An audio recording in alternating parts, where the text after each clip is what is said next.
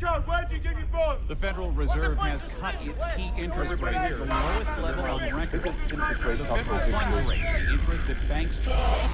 Crisis will happen. The biggest fiscal stimulus we have ever seen. And that'll solve the problem. We're in the midst of a serious financial crisis, and the federal government is responding with decisive action. We boosted confidence in money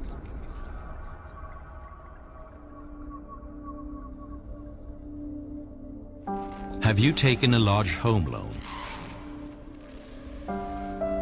Or did you put your savings in stocks, mutual funds, or bonds? If not, then you can relax. But all of us who did are living on borrowed time. This is the story of the greatest financial crisis of our time, the one that is on its way.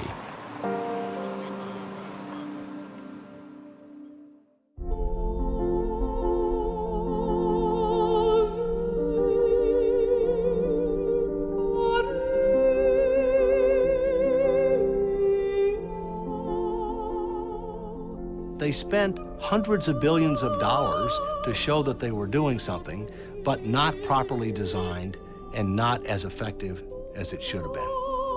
When they start losing money, hey, we got to get back in the game. We got to get those dice rolling again. Hey, let's create another bubble. You think the dot-com bubble was too big? We got a bigger one for you. We'll call it the real estate and the credit. Well, the problem is they never actually cure the crisis, right? They just give alcohol to a drunk. It doesn't sober him up. It just, sets him up for, a bigger hangover. And that's all we've done. And that's all we're trying to do. And so I know at some point you kill the patient, right? At some point you can't drink anymore. It's just the end of it. You reach the end of the ability. And that's where we are. Congress wanted to believe them. Congress wanted an excuse to bail out the auto workers. And the executives gave them just enough political cover to say, well, I'm not really doing this because I want auto worker votes and I'm going to give them a huge amount of money. I'm really doing this for the American economy. The Federal Reserve has cut its key interest rate, the lowest level on record. The federal funds rate.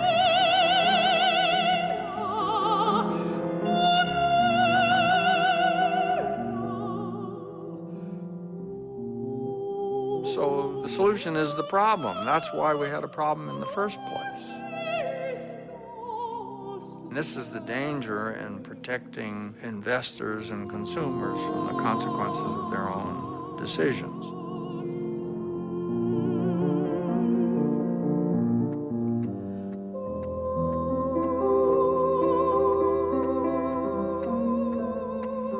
We can do it, but we need to do it soon, because the clock is ticking and time is not working in our favor.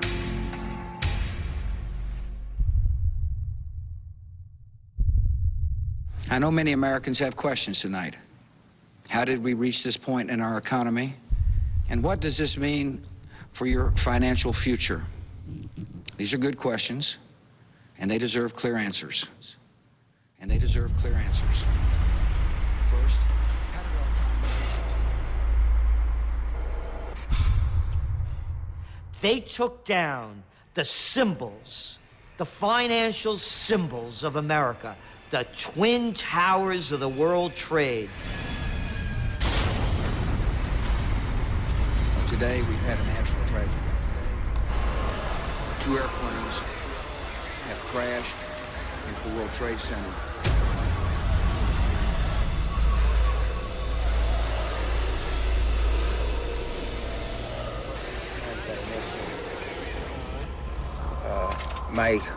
My old company, my old company where I used to work, the whole company's missing.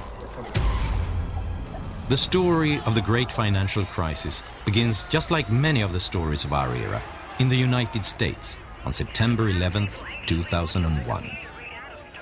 The terrorists knew exactly what they were doing, striking at the ultimate symbol of the global economy. And they did it when the US was already slumping into a recession after the dot-com bubble had burst. Despite the tragic events of September the 11th, the foundations of our free society remain sound, and I am confident that we will recover and prosper as we have in the past.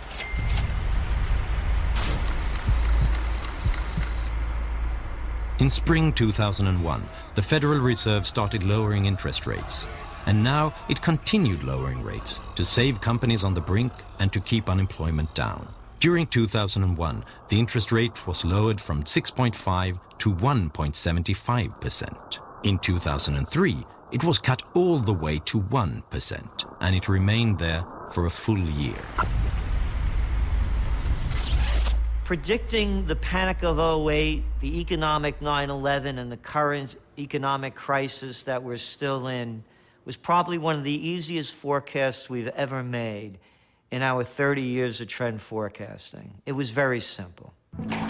Gerald Celente lives in Kingston, a few miles north of New York. He's one of the top trend analysts in the US. He has been called the modern Nostradamus. He didn't just predict the current crisis, he also predicted the dot-com bubble and the stock market collapse of 1987. Immediately after 9/11, the President of the United States, George W. Bush, told the people to be good Americans and go out and shop. But how are they going to do it? You're in a recession. The Federal Reserve comes to the rescue. In his memoir, Federal Reserve Chairman Alan Greenspan writes that he knew that low interest rates might cause a bubble. It's party time! Traditionally, central banks remove the punch bowl once the party starts. The interest rate can't remain low for too long, or people will do things they'll regret later. This is one party that just has to turn out right. Well, the purpose of a party is to have fun together. And a successful party needs planning and skill. Greenspan argued that the Fed should never remove the punch bowl, but rather keep refilling it when the party started to peter out. And if things went bad, the Fed would clean up the mess and tend to the hangover. Banks and speculators loved it. Now they could take greater risks than ever before. If they were successful, they could keep the profits. And if they were unlucky, Greenspan would rescue them. Mom was that way. Let me come home crying over something and she'd give me candy every time. When you see the stock market come down and the real estate bubble burst, all that phony wealth is going to evaporate. And all that's going to be left is all the debt that we accumulated to foreigners. Peter Schiff is another analyst who was roundly mocked when he predicted a crisis for the US economy in the midst of the boom. We went on an unprecedented global spending binge. American citizens borrowed and spent trillions of dollars to buy stuff. And that is why we're in so much trouble. It was because we got drunk on all that Fed alcohol. Fed alcohol. Fed alcohol. In a world that was suddenly uncertain, with the country under attack, nothing felt safer than investing in your own home, in the American dream. I do believe in the American dream. I believe there is such a thing as the American dream. Owning a home is a part of that dream. It just is. Right here in America, if you own your own home, you're realizing the American dream. Vernon Smith was awarded the Nobel Prize in Economics in 2002. He received it for his research in experimental economics. In his experiments, he puts economic theories to the test. Smith is an expert on bubbles. If you can buy a home with almost nothing down, then you do well if the prices continue to go up. If it goes down, well, then you have an incentive to walk away from it and let the bank have it. Low interest rates caused a housing bubble. Cheap loans encouraged people to buy more and bigger homes. Housing prices began to rise by 10% a year. So many took out a second mortgage on their old house to fund consumption. You want to go on that vacation? Buy some new clothes? How about put an addition on your house? You don't have the money? How about a home equity loan? That's for you. Let's use your house as a piggy bank. The banks granted loans to almost anyone. Why would you need a decent income to buy a home if you can get rich just living in it? The market even coined the term Nina loans. No income, no assets, no problem. You'll get a loan anyway. The legislation was more aggressively pushing lenders to lend to people of modest means, people whose incomes were 80% of the median income or below. Politicians encouraged this. For a long time, both the left and the right have been encouraging home ownership. So they've created deductions, subsidies, and insurances. And they created two huge mortgage financing companies, Fannie Mae and Freddie Mac. Their job was to use thousands of billions of dollars to insure loans for people who couldn't get them on the open market. They were government-sponsored enterprises. They had private owners, but they had been created by Congress, and their transactions were guaranteed by the government. So particularly Fannie Mae and Freddie Mac are government-sponsored enterprises, and what it means is they're private, not now maybe, but they're private companies that have special charters from the government. And the thing about government-sponsored enterprises, which is the main thing people are talking about, is a sense that they're guaranteed by the government. First of all, government-sponsored corporations that help create our mortgage system. I introduced two of the leaders here today. They call those people Fannie Mae and Freddie Mac, as well as the federal home loan banks, will increase their commitment to minority markets by more than $440 billion. In the last decade, Fannie Mae and Freddie Mac have donated more than $200 million to politicians in Washington. Enterprise-sponsored government. I asked the former Freddie Mac chief economist what they got for their money. I don't know. I mean, that's a tougher question. No, they had a pretty good charter. They were regulated in a spotty way. In many ways, the regulatory structure wasn't that bad, but it was the case that the regulatory structure was a compromise. It wasn't a treasury, it wasn't a housing, really. It was somewhere in between. You know, there was a huge moral hazard courtesy of the government in the mortgage market. When the government, through Fannie and Freddie, started to guarantee mortgages, then the lenders were no longer worried about getting their money back because the government said, we guarantee it. And so that's why I've proposed and urged Congress to fully fund the American Dream Down Payment Fund. This will use money, taxpayers' money, to help a qualified low-income buyer make a down payment.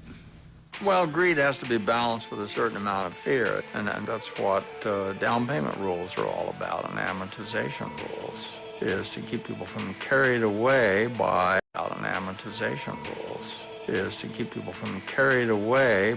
as you say, the greed of expecting to become rich by buying a home and reselling it at a higher price. And that's important. If one of the barriers to home ownership is the inability to make a down payment, and if one of the goals is to increase home ownership, it makes sense to help people pay that down payment. This is the problem, the moral hazard. We gave a moral hazard to home buyers. Once you say that you can buy a home with no down payment, all of a sudden there's no risk to the borrower. He doesn't care if he overpays, because if the house keeps going up, he makes money. If it stops going up, the bank loses the money. You know, we have moral hazards in our banking system. The U.S. government guarantees all bank deposits. Well, what does that mean? That means that depositors don't care what the banks do with their money once they deposit it, because they know the government guarantees it. And the federal government obviously has to play an important role. And we will. We will. I mean, when I lay out a goal, I mean it. Why are they doing that? Why can't we let mortgages be financed in the private sector? The reason is because the private sector would not finance these crazy mortgages, and real estate prices would have to come down to levels that people can actually afford. How can you promote home ownership if people can't afford the home? The big banks dared to make riskier loans because they had started repackaging loans and selling them to others as securities. They sold them to each other, to Fannie Mae and Freddie Mac, and they sold them to Norway, to Germany, and to China. If the loans turned bad, someone else would end up with a hot potato. I guess we're a little early. What do you want to do? Anything but inspect this temple of capitalism? Oh, Nick. Look at them. Their eyes popping out of their heads. drooling over the very things that are taking away their jobs. Now, Nick, don't get all excited. My family think that America is a pretty swell place, and I don't want you to disillusion them. I know. Everybody wanted to buy because the rating agencies that rate securities gave the mortgage-backed bonds their highest rating. They promised huge payoffs at near zero risk. The rating agencies thought that house prices would just keep rising. And then there was that minor detail that the rating agencies were being paid by the sellers of the securities. And I think the process was corrupted. First of all, the government licenses Moody's and Standard & Poor's. So there's only a few companies who are authorized to rate these bonds. So it wasn't really a free market. The government was in bed with Moody's and with Standard & Poor's. But also you had this perverse relationship between Wall Street and the rating agencies where they were paying the rating agencies to rate the products that they were structuring. And so there was, this was an incestuous relationship where they knew if they put bad ratings on them, they wouldn't sell. And if they didn't sell, they wouldn't be making all this money constantly rating them. They were great days, but it was all based on a market on steroids. Loans were cheap enough to keep driving housing prices up. But when interest rates returned to normal levels in 2006, the spell was broken. But for one person, the future was still bright. Ben Bernanke, Alan Greenspan's successor as Federal Reserve Chairman. Tell me, what is the worst-case scenario if, in fact, we were to see prices come down substantially across the country? Well, I guess I don't buy your premise. It's a pretty unlikely possibility. We've never had a decline in house prices on a nationwide basis. People could no longer get new loans to pay off the old ones. Those who had been given a mortgage despite a very low income couldn't afford to stay. The prices started falling, making the mortgage-backed securities increasingly worthless. There's not much indication at this point that subprime mortgage issues have spread into the broader mortgage market, which still seems to be healthy. The rating agencies removed the high ratings from the securities. Investors who never looked beyond the ratings suddenly didn't know what they had bought. They didn't know how risky those loans were. Overall, the U.S. economy appears likely to expand at a moderate pace over the second half of 2007, with growth then strengthening a bit in 2008 to a rate close to the economy's underlying trend. The dominoes started falling. Investors stopped buying mortgage-backed securities and refused to lend to those who depended on them. Investment banks like Bear Stearns and Lehman Brothers suddenly couldn't get new loans to stay in business. Fannie Mae and Freddie Mac could no longer hide the disaster. The financial crisis started in a way that is eerily similar to today's situation. It started with an economic crisis in the US and a government that responded decisively. After 9/11 and the dot-com collapse, the US government decided to save the economy by inflating a new bubble. Today, the world is trying to get out of the financial crisis by inflating a new bubble. The difference is that this bubble is much bigger.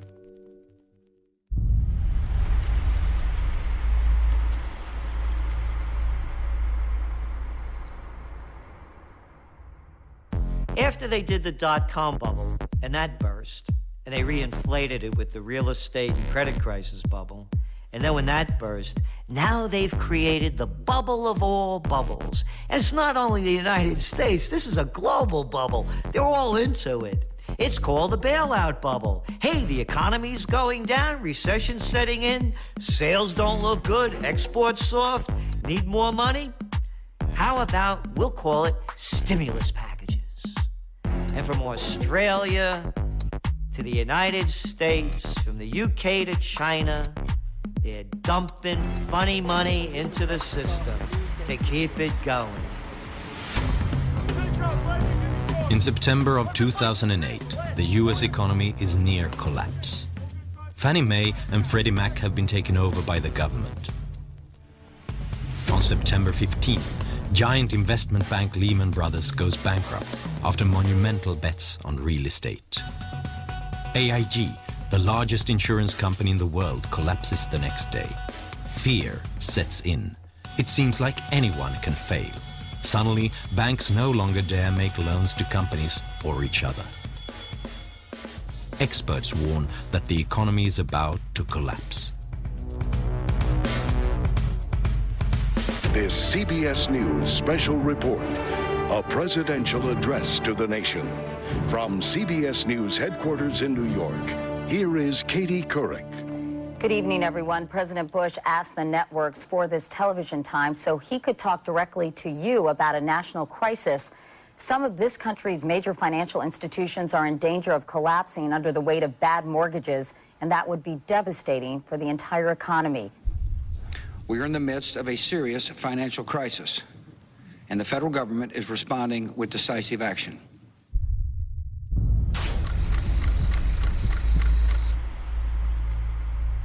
In a televised speech, Bush scares the market even more, while still claiming that they can trust him. He has a solution.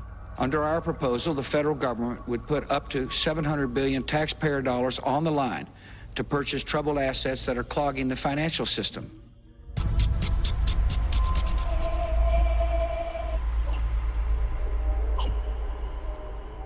The US government wants to spend huge amount on Wall Street banks to cover their bad deals.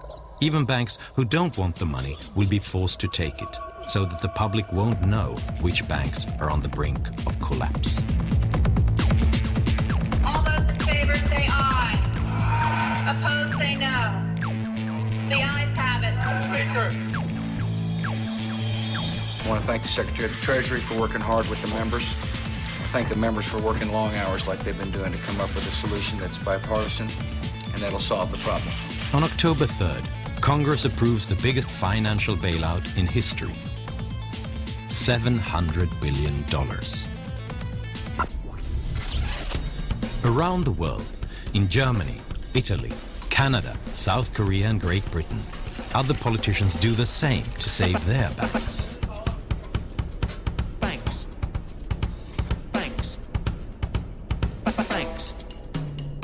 We've taken the right, the decisive and the tough decision that was necessary to protect the stability of the financial system and to protect the depositors.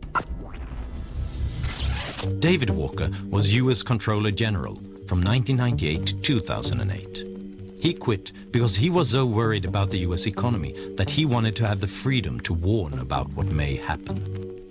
In my view, the bailout was necessary in certain regards, but in many cases, we wasted a lot of money because we didn't do three things. First, have clearly defined objectives about what we were trying to achieve.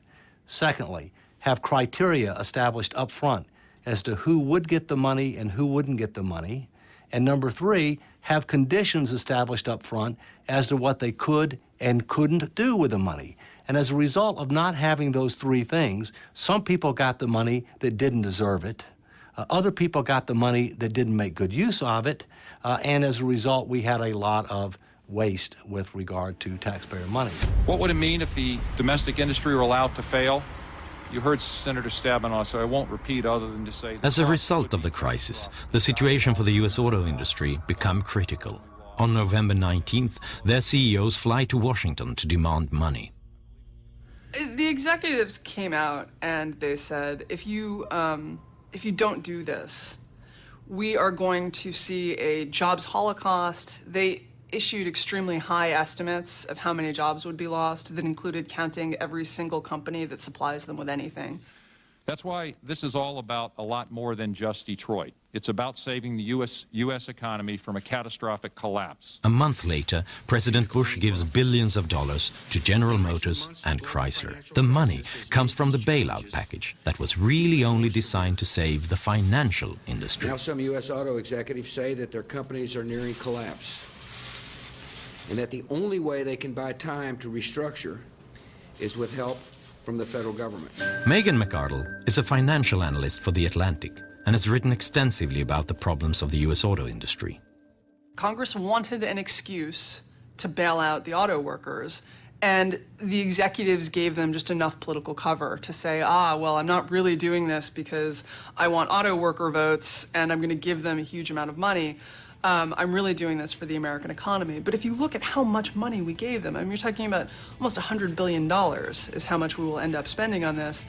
You know, even if you were saving millions of jobs, it would have been cheaper to give every single one of those people $100,000 to go out and, you know, find a new job. The big guys on Wall Street, they can't take their losses. They're crybaby capitalists. Oh, they preach capitalism for everybody but themselves.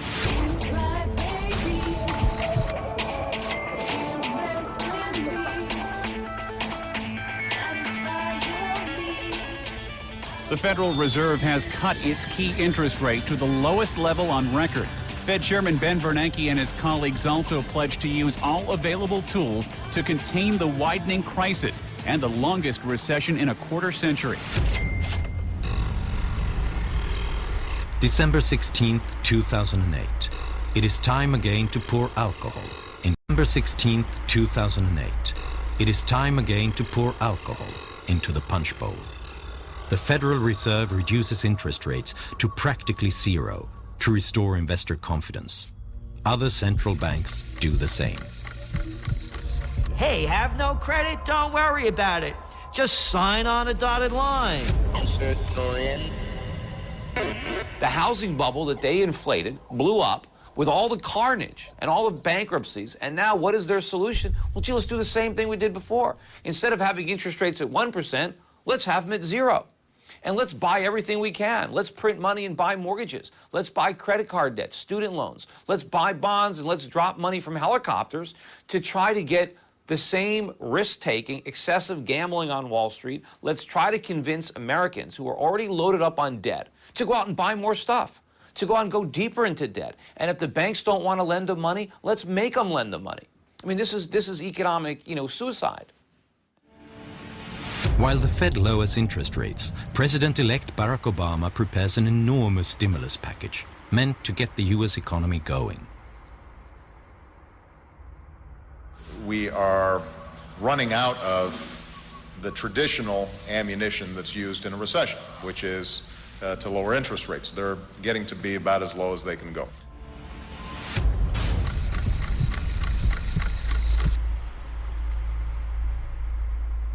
The American Recovery and Reinvestment Act that I will sign today, a plan that meets the principles I laid out in January, is the most sweeping economic recovery package in our history. On February 7th, 2009, Obama approves a stimulus package worth $787 billion. With the Bush stimulus package from the year before, U.S. politicians have now spent close to $1 trillion to stimulate the U.S. economy. The money is spent on roads, airports, education, unemployment, and other benefits. There's a bureaucracy in everywhere. And, in Italy, they used to say where I'm from, when you have a jar of honey, you lick your fingers.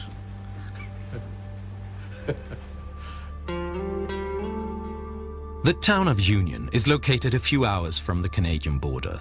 This is where the computer company IBM got its start and grew to be the biggest in the world. The factories are now empty, but the town has acquired a small town rhythm. So there was surprise when $600,000 from the stimulus package arrived to combat homelessness. On occasion, our police officers may run across someone and they try to, take the person to an area where the individual can get some shelter and get something to eat. But it's not a problem here. This is Rodeo Drive in Beverly Hills, probably the world's most famous upscale shopping district. It was here, for example, that Julia Roberts went shopping in Pretty Woman. Stimulus money has made its way here as well. These streets are to be repaved to the tune of $1 million. Sure, there are potholes in the asphalt. But is this really the economy that needs to be stimulated? We had a $787 billion stimulus bill, but only about 1/3 of it was truly stimulus. By that I mean timely, targeted, and temporary. The other 2/3 were things that people wanted to do, had been wanting to do for a long time, but they didn't want to have to pay for it. They wanted to do it as part of emergency legislation and charge it to the national credit card. The Johnstown, Pennsylvania airport has 3 scheduled flights a day. Other than that, it's quite empty. When you have the flights coming, that's when the people are here. Right. Other than that, it's empty. But one face is everywhere.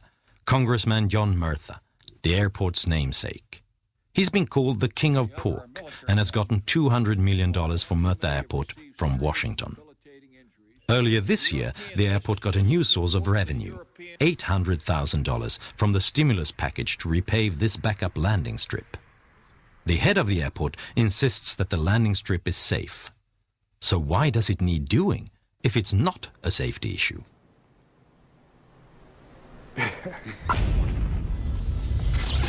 Because of the steps we've taken, this plant is about to shift into high gear. One of the biggest stimulus programs was aimed at the auto industry, cash for clunkers. Turn in your old car and get cash toward a new one from the government. It was so popular that its $1 billion budget ran out in a week, so more money was quickly injected. Many countries offered similar programs. Germany had the biggest one and handed out almost $7 billion to those who scrapped any car more than 9 years old while buying a new one. Our government seemed to think that German auto industry is so important, we have to support it in some ways, and therefore they created this bonus. They didn't call it a scrapping bonus because I think they knew just how ridiculous that was, so they called it an environment bonus. Karen Horn is a doctor of economics at a German economics institute. And of course, people took advantage of that.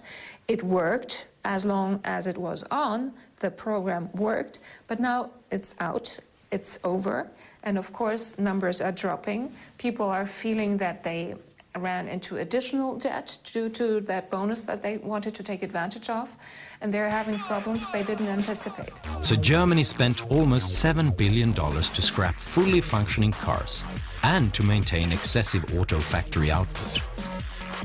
Once the program ended, the industry was right back in the doldrums. I was just very surprised that people would accept the idea so readily. That they would accept the money is something else, who wouldn't? But that they would find this a solution that they deemed viable. It doesn't give me a very good impression of the rationality of the voter and taxpayer, I must say. And that's where we are. I think at this point, the problem is now so big that government stimulus is not going to, buy us another 5 or 6 years of phony growth like it did last time, because we have to accumulate so much more debt now. Because the bigger the problem gets, the more we have to stimulate to get that short-term boost. But now the bigger the bust, because now we have a bigger stimulus, to get out of the economy. About a year after the worst economic crisis in modern history, Lehman Brothers is gone. But apart from that, Wall Street looks much the same. Many banks are reporting record profits. The world's stock markets have skyrocketed. The market is finally breathing a sigh of relief. But isn't it somewhat uncomfortable? Haven't we been here before? All the measures that we have taken to save the economy, the low interest rates, the massive debt, the safety net for the financial industry, these are the very things that led us into a crisis in the first place. We've been saved from the consequences of one burst bubble by inflating 100 new ones all over the world.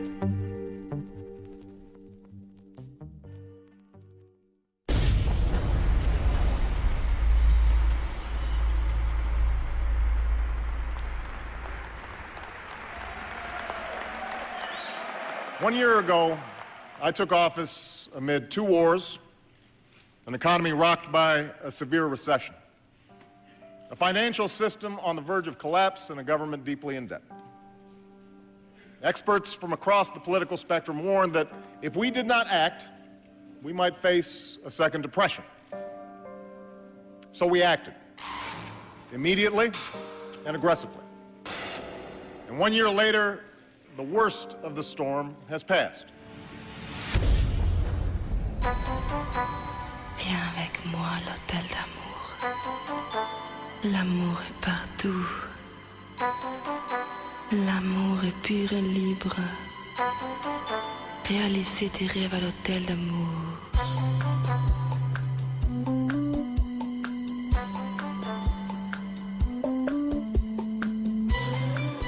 There are positive signs. This is the Hamptons outside New York, a classic playground for Manhattan's elite. A house by the Atlantic like this one costs $30 million. And a hot dog bun with lobster salad costs $18. Fast food, Hampton style. The crisis has made its mark here too. There are fewer private jets at the airport. Instead, the Porsches jostle the Mercedes on the turnpike to New York.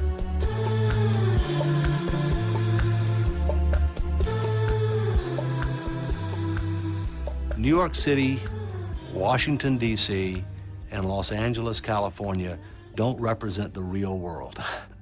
They also don't represent the real part of America, the so-called Main Street of America. My tax money go to Beverly Hill. Well, there's a lot of money in Beverly Hill. I don't think they needed my money than they. But that's a different world. That's not a reality, you know, than that. If you ever visit Union and need a haircut, you may well end up at Frank Petrilli's barbershop.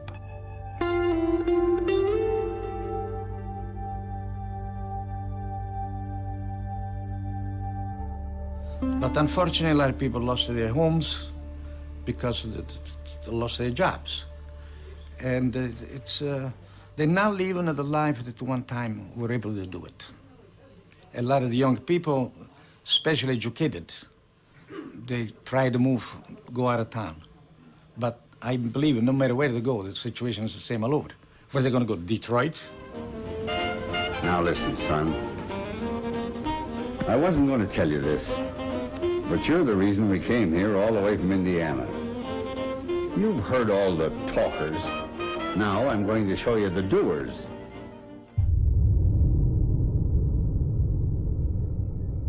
The US government has launched bailouts, stimulus packages and guarantees to the tune of $10,000 billion. Caught myself wondering for the 100th time how the hell I got here. What the hell I'm doing here.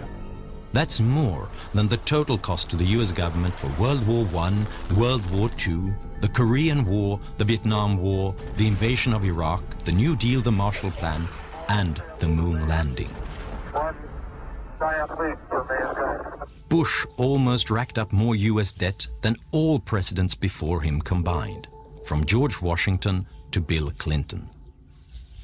And Obama is almost creating greater debt than all presidents before him, including George W. Bush. But it's not just the US that's increasingly looking like a house of cards. During the crisis, many governments went deeply into debt. Estimates say that the average debt in the richest nations will exceed 100% by the year 2011. These are loans taken at currently low interest rates. Should the interest rate rise by 1%, the US interest payments will rise by $100 billion per year. That's more than the annual cost for the Vietnam War. Sometimes it's just an engine failure, other times it's war. Sometimes it's just an engine failure, other times it's the deadly flak.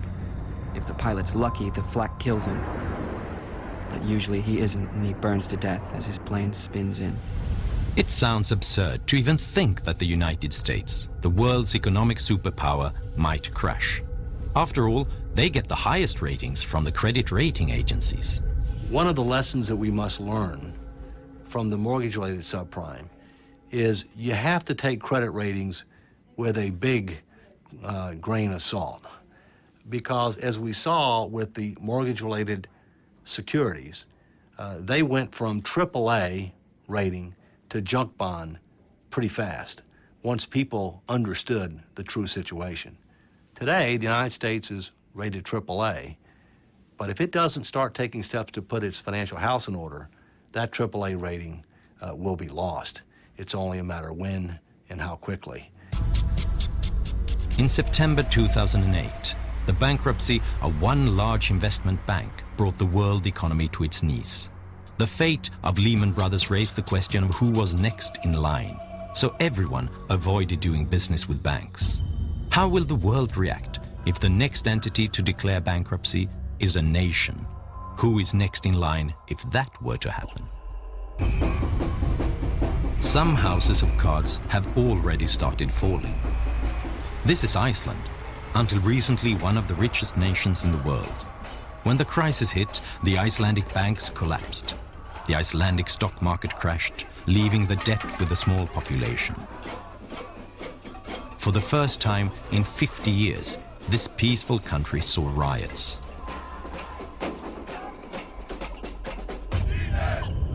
This is Greece. Here, deficits have hit a record high. The national debt is approaching 135% of GDP. The market wants higher interest rates for Greek loans, increasing the pressure on its strained economy. It seems like the Greek government needs a bailout to avoid collapse. Italy, Spain, Portugal, and Great Britain are other EU nations with similar problems. What about my country, Sweden? The country's finances are fairly robust. Our national debt and deficit are lower than that of most nations. But Sweden is highly dependent on the world economy. More than half of our prosperity is based on exports. When other countries crash, we get hit almost as hard. And Swedish housing prices have risen during the crisis, despite the recession and despite rising unemployment. But because of low interest rates and a government mortgage company, SBAB, making loans easier to get. Swedes have never carried more debt in relation to their income. Doesn't all of this sound very familiar? We have new bubbles everywhere, so I am pretty worried about what's going to happen. If you don't want bubbles to burst, then don't blow them up in the first place, because all bubbles burst. If enough things can go wrong, some of them probably will. The question is just which needle will burst this bubble? Will it be new credit losses as banks take on greater risks, knowing that the government considers them too big to fail? Or falling stock prices as interest rates rise and the steroids wear off? Will it be the Chinese economy overheating? Or will it be a collapse of confidence in the US dollar?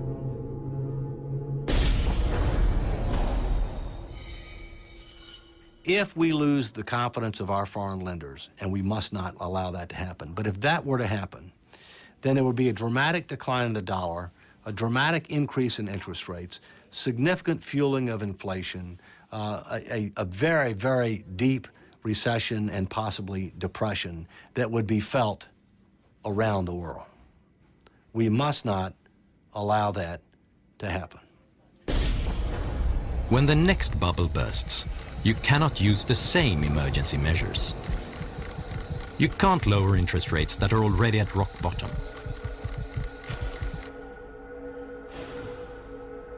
You can't stimulate the economy with borrowed money if an excessive national debt is the cause of the crisis. The governments could save the banks, but who can save the governments? Ultimately, there's going to be a price all around the world to be paid for this. And the longer it continues, the bigger that price is going to be. You know, this really is a moral question. I mean, I can give you plenty of big and bad numbers. You know, when you talk about tens of trillions of dollars, it's just hard to imagine. But you have to put a face on it.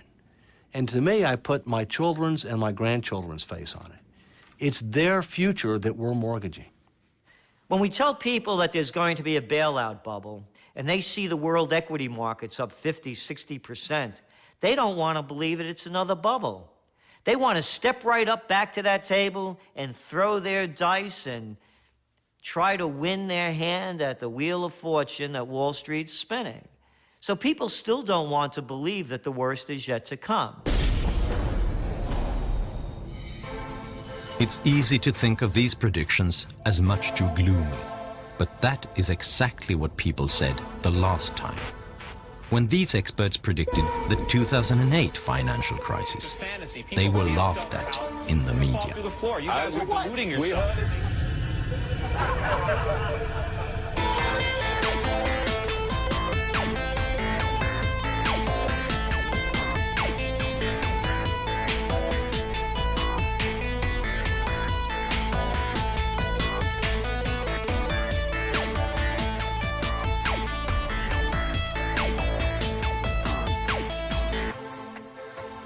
We can do it, but we need to do it soon because the clock is ticking and time is not working in our favor.